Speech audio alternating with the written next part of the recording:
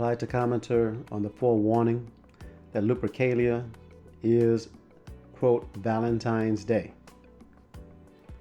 We're going to give this commenter some further godly advice. And here we see the comments by this particular person. I'm not sure of the sex of the individual. I'm not sure if this is someone who considers themselves being Israelite, although I would gather from the comments that he probably does not believe he's an Israelite. We're going to take a further look at what this commenter had to say and how I replied to the person in order to get the person to try to understand the truth of the Bible and the truth of this holiday that's known as Valentine's Day or Saint Valentine's Day, which is actually the rebranding of Lupercalia. And all of the information in the video concerning that, you can go back and review for yourself. There were sources cited in the description section so that anyone can go to those sources to see whether what I was reading verbatim was actually true and correct, which it is actually true and correct. So we're going to take a look at what this person had to say. Person said, with respect to the Lupercalia Valentine's connection, most scholars would argue that there is absolutely no connection between two whatsoever. And that doesn't make any sense because there's a multitude of witnesses. And by the way, the references I use to go against all of these holidays created by the Europeans are from the Europeans themselves. So as the scripture says in Psalms, he makes their tongue to fall against themselves. So they end up telling you the truth about their past practices because they are the true pagans. I proved this in the video for Halloween, where there was a video where Europeans are stating and documenting their paganism, especially associated with Halloween, but it's also associated with all of the holidays that they have created that are spread around the world. Their holidays are very enticing. So his comment goes on to say, Lupercalia was celebrated from the 13th to the 15th of February. But here's the thing, Lupercalia was a very local thing. It was held almost exclusively in Rome. Well, there's a telltale right there. We know that Rome was established by Esau, Edom, Idumea, and they are in rulership today. They were in rulership during the time of Mashiach Yahushua. They fell for a period of time of about 1,000 years, and they were revived, and they rule on the earth today. He goes on to say, there are only scant references to it being held anywhere else. This is not true. The sources that I cited, the documents that I read, told you how it was spread. It was spread throughout Catholicism, which morphed into Christianity. So therefore it was spread even within Christianity. So in other words, your so-called church was used to spread a pagan, ungodly ritual or what they call festival. It's a ritual, okay? And it's on the evil, Satan, demonic side. He goes on to say, it was not a Roman Empire-wide celebration, which is not true. The documents I read prove that. And I'm going to mention this to him, that he obviously didn't view the whole video. Thus, he says, could not have possibly been the seeding of some sort of proto-Valentine's Day across Europe, which we proved it actually was. He goes on to say, the earliest attested historical record of Lupercalia comes from the 3rd century BCE. And it goes on to say, while the last record was from the end of the 5th century current era, around the same time Pope Gelasius I made February 14th into a day that would honor the Christian martyr Saint Valentine. He's absolutely correct. We taught Saint Valentine. He's not a saint. Valentine, the European Valentine, it is mentioned in the documents. You can go back and review the video for yourself to see how this particular man within Catholicism relates to the holiday. He goes on to say, at no point, however, does Gelasius speak of compromise. And it was a compromise. It was merging what was supposed to be adherence to the Bible, which in that time was written in Latin, with pagan practices of former ages and former times, okay?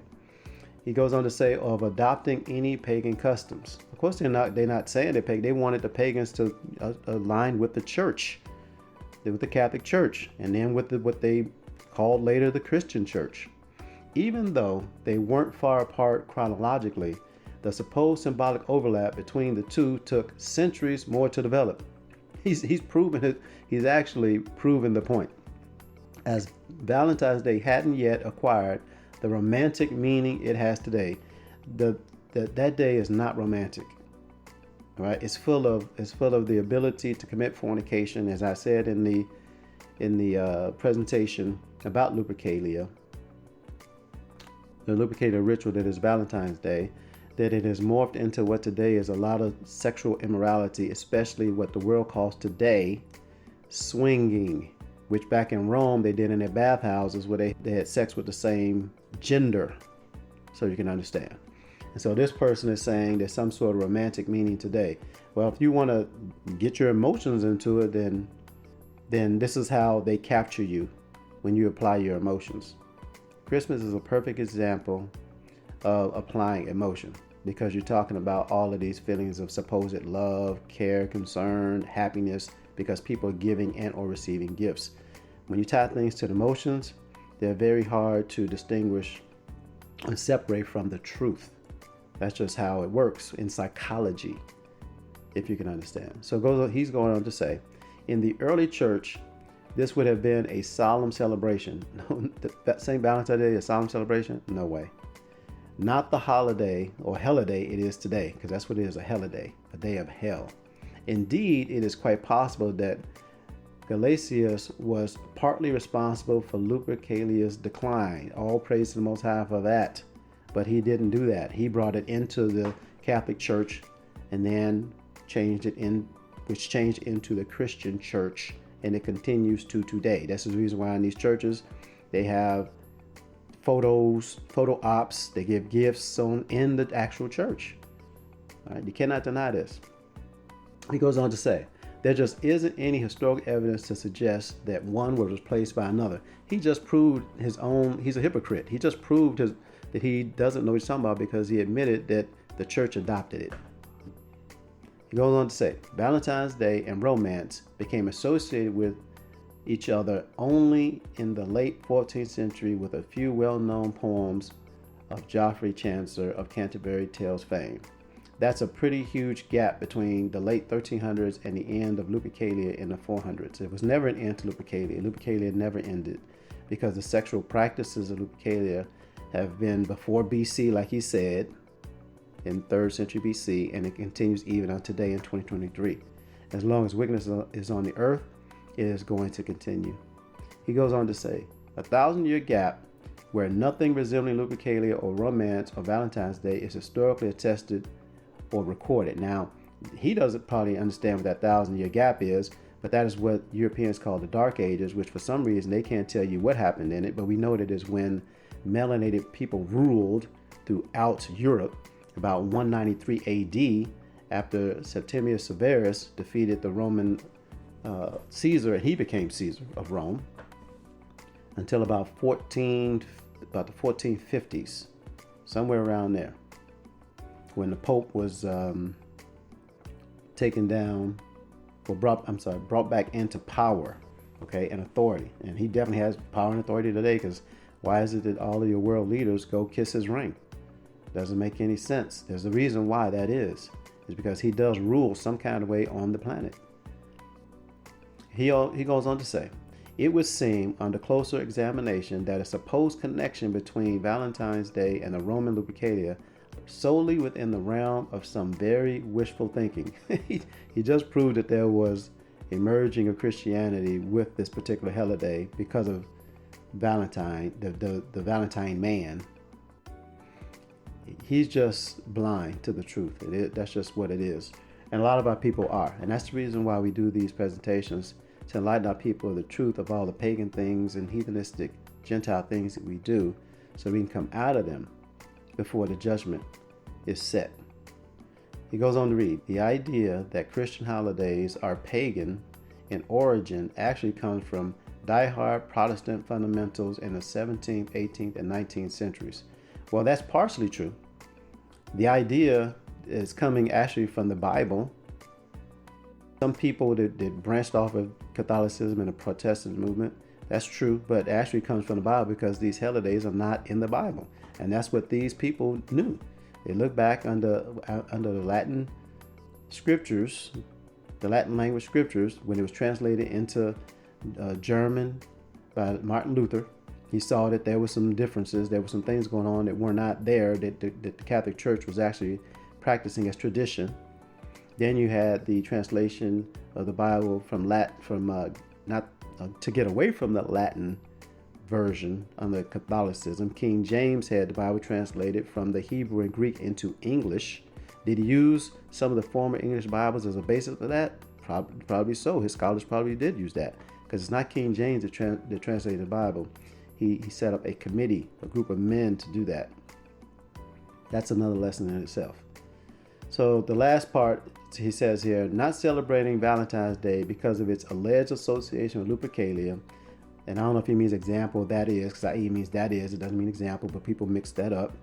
That it was a supposed pagan origin does not appear to hold any historical validity, yet some religious denominations just can't seem to let go of this false and completely erroneous connection.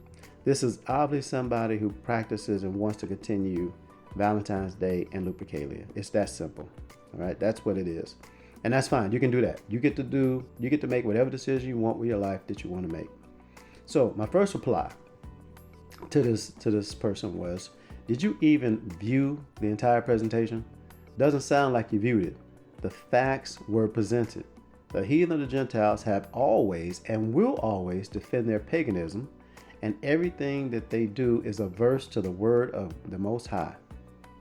There are a multitude of articles by the Europeans themselves, those who create all of these holidays, that state that Lupercalia is rebranded as Valentine's Day. You have been warned. The same message I give in the presentation. Do your own research into the matter. You can either hearken or not hearken and suffer the judgment that the Lord will render on his timetable. He comes back with a reply. I have done a great deal of research on the matter. There's no way historically to connect the two. That's just fact. He obviously hasn't, because I gave two witnesses that state that Lupercalia is Valentine's Day. I come back to him and say, no one can refute the scholarly articles presented. Your research then is flawed. Now, watch the entire presentation, because if you don't watch it to the end, you just watch the beginning where you see the condemnation against it, and you get offended, then you get emotional about it. You're going to click off the video and not get a full understanding and scope of all of the documentation against this particular Gentile, European, pagan, ungodly, unholy holiday. All right, that's just what's going to happen. All right, so in addition to that, I decided to give him some scholarly articles to go to on Google Scholar. All right, this is for Israelites and those searching for the truth. Israelites first and the heathen Gentiles second.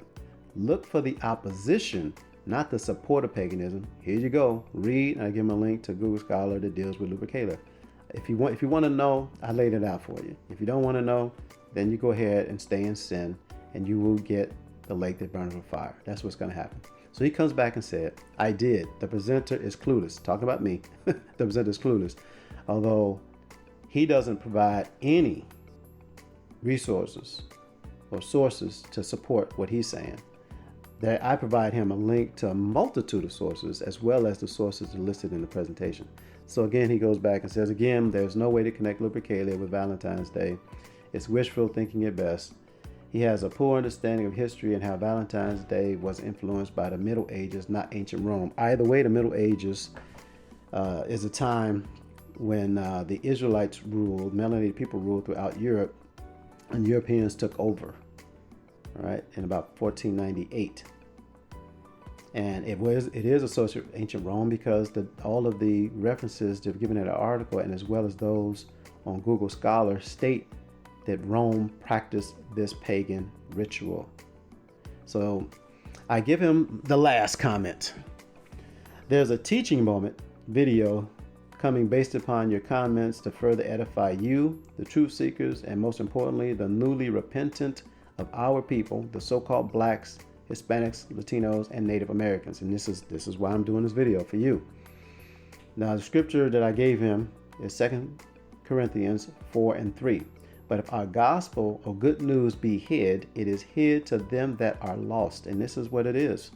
Some people are going to get it, some people not. I'm not sorry for the people that don't get it. If you don't get it, the Lord just didn't give it to you. It's just that simple. The second scripture, 2 Thessalonians 2, verses 8 to 12. And then shall that wicked be revealed, whom the Lord shall consume with the spirit of his mouth, and shall destroy with the brightness of his coming. Even him whose coming is after the working of Satan, he's the adversary, accuser of the brethren, with all power and signs and lying wonders, and with all deceivableness of unrighteousness in them that perish. That's what's going to happen. You're going to accept these things.